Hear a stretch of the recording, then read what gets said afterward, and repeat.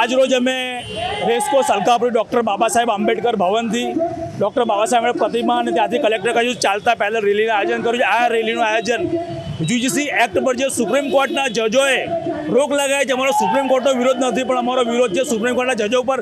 આ જજોએ સંપૂર્ણ રીતે દેખાય કે જાતિવાદ કરો, જે જજોનું કામ છે કે ન્યાય પ્રણાલી વ્યવસ્થા રહી, પણ એ જજો દ્વારા જ માત્ર 6 જજો દ્વારા જ આની પર રોક લગાવવામાં આવી। ભારતભરમાં યુજીસી એક્ટનો કોઈપણ જગ્યાએ એવો દુરુપયોગ થયો નથી કે એવી કોઈ પણ ઘટના ઘટી નથી, છતાં પણ રોક લગાવવામાં આવી। જે એસઆઈઆરની કામગીરી છે એમાં હજારો લાખો એફઆઈઆર દાખલ થઈ છે, છતાં પણ સરકાર એના પર રોક ના લગાવી।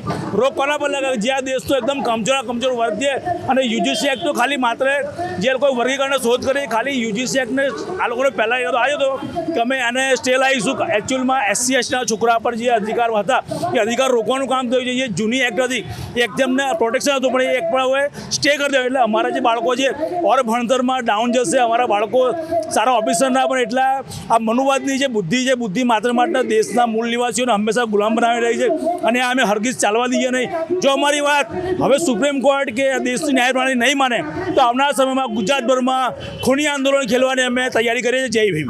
150 થી 200 લોકોની સંખ્યામાં છે। આ બધા સંગઠનના પ્રમુખો આવ્યા છે, કોઈ પબ્લિક નથી। આ પ્રમુખો જ્યારે આવશે આ લોકો સાથે 500 માં 600 લોકો આવશે, આવનારા સમયમાં બહુ મોટી જનમેદની ભેગી થઈ શકે છે।